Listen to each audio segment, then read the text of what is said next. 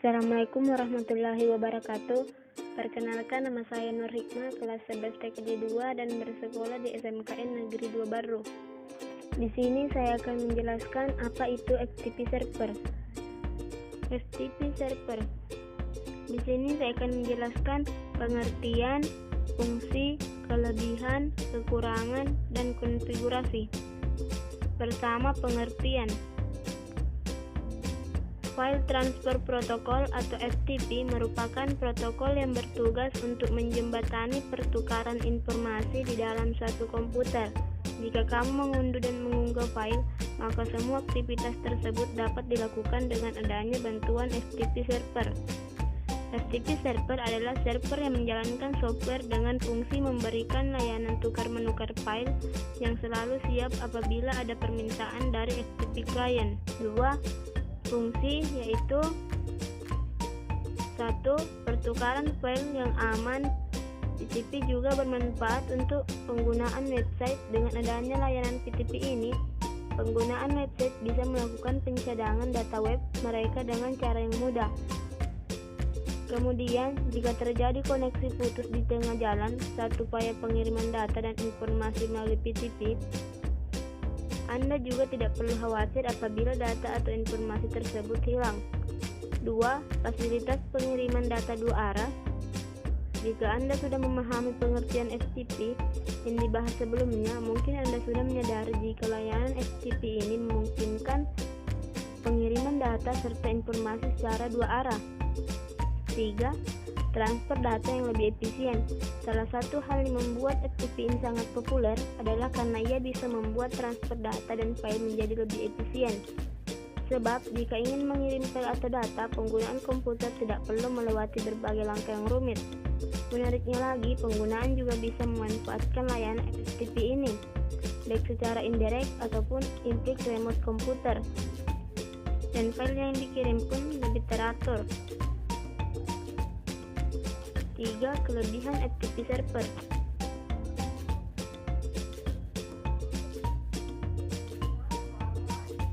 1. Memiliki sistem keamanan enkripsi pada jaringan yang digunakan sehingga kamu tidak perlu khawatir akan peretasan data pribadi. 2.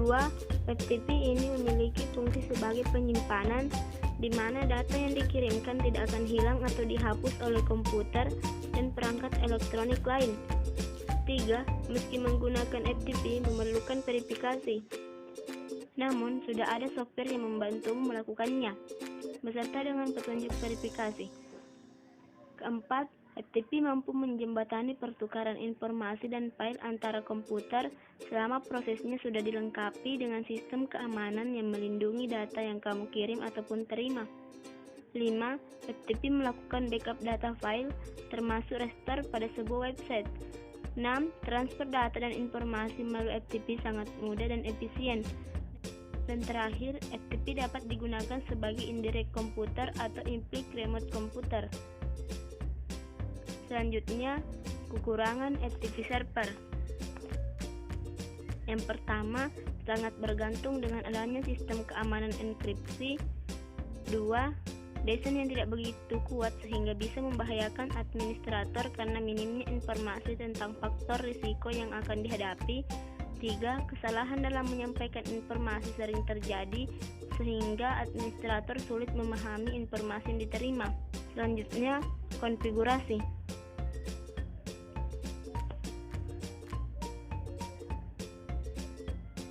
Langkah-langkah konfigurasi FTP server.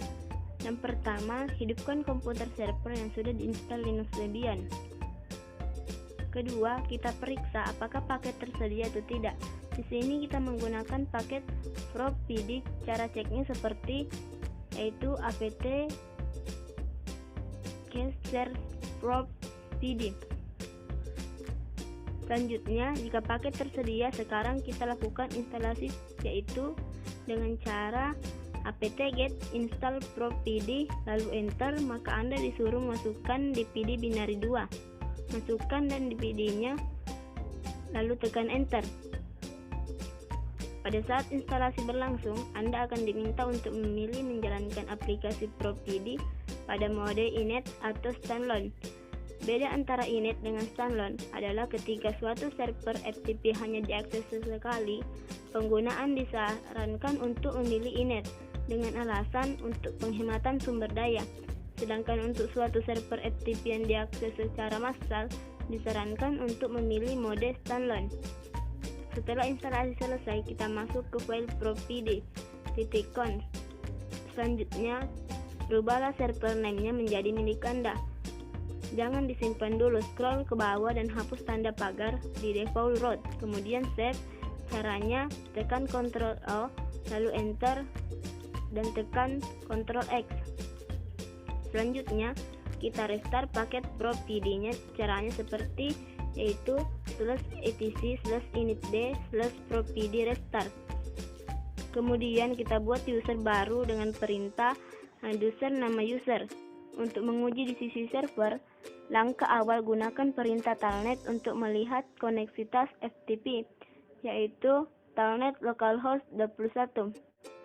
Jika ada informasi connect to localhost yang menandakan bahwasannya kita sudah terhubung ke server FTP, Anda bisa ketik quit untuk keluar. Berikutnya, coba login ke FTP dengan menggunakan user dan password yang telah kita buat sebelumnya. Keterangan yaitu ketik perintah FTP untuk memulai dan ketik perintah open. Berikutnya, masukkan alamat IP address server FTP. Contohnya 192.168.1.1 atau bisa juga dengan menggunakan localhost atau bisa menggunakan domain Anda. Selanjutnya, masukkan user yang telah dibuat sebelumnya, lalu simpan data. Setelah itu, masukkan password user. Sekarang kita coba dari sisi klien. Hidupkan PC klien, pastikan Anda sudah terkoneksi dengan server.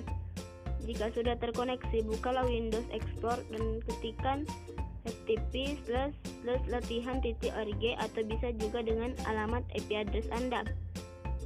Kemudian akan muncul menu dialog logon AS dari FTP. Silakan Anda masukkan username dan password yang sudah kita buat di server sebelumnya, lalu klik logon. Selanjutnya, bila sudah masuk, silakan Anda kopikan file yang ingin ditransfer. Kemudian coba Anda kopikan file yang ada di dokumen ke ftp latihan.org. Lalu pastekan filenya ke dalam ftp/latihan.org. Coba Anda buka command prompt atau cmd lalu ketikkan ftp seperti di server. Dan coba dir untuk lihat isi dari direktori user simpan data. Lalu, coba Anda masuk kembali ke server dan gunakan perintah is untuk melihat apakah sudah ada di server atau belum. Selanjutnya, Anda bisa juga mengeceknya di folder dari user simpan data, yaitu dengan cara perintah cd/home/simpan data. Jika sudah dalam folder simpan data, coba Anda is untuk melihat isi dari direktori simpan data dengan cara /home/simpan data pagar is. Itulah tadi penjelasan tentang FTP server. Jika ada kekurangan atau kesalahan kata, mohon dimaafkan. Assalamualaikum warahmatullahi wabarakatuh.